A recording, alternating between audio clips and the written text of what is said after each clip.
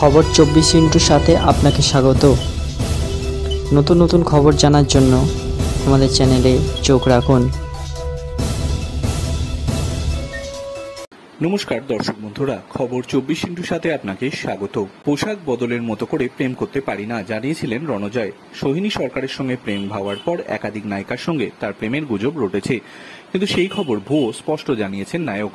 সম্প্রতি চর্চায় সোহিনী শোভনের বিয়ের খবর জানা যাচ্ছে এই বছর জুলাই কিংবা নভেম্বরে বিয়ে করছেন তারা। শোভনের সঙ্গে প্রেম শুরুর আগে দীর্ঘদিন রণজয়ের সঙ্গে লিভ ইন করেছেন সোহিনী।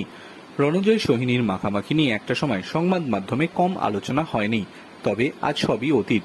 বিয়ে নিয়ে আলোচনার মধ্যেই রণজয়ের সোশ্যাল মিডিয়া জুড়ে অদ্ভুত বিষণ্ণতা।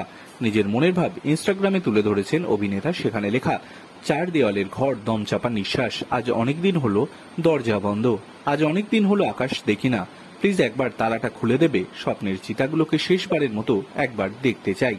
রণজয়ের লেখা এই কবিতা দেখে অনেকেরই ধারণা সোহিনীর বিয়ের খবরেই মন ভেঙেছে নায়কের।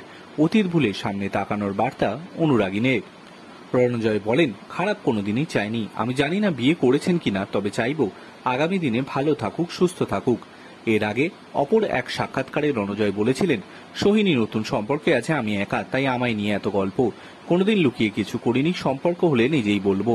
2013 সাল থেকে সোহিনীর সঙ্গে বন্ধুত্ব, 2019-এ আমাদের সম্পর্ক শুরু। সোহিনীকে সত্যি ভালোবাসি, মন থেকে চাই শোভনের সঙ্গে ভালো থাকুক, প্রাক্তন বন্ধু হতে পারে এই ভাবনায় বিশ্বাসী নন রণজয়, তাই ব্রেকআপের পর থেকে সোহিনীর সঙ্গে যোগাযোগ নেই তার।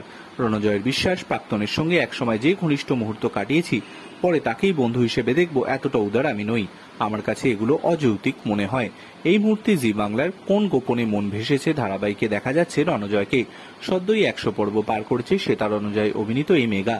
নিজেদের বিয়ে নিয়ে এখনো মুখ খোলেননি শোভন কিংবা সোহিনী। এখন দেখার শুভ দিনটা কবে আসছে। ব্যুরো রিপোর্ট, খবর 24x7।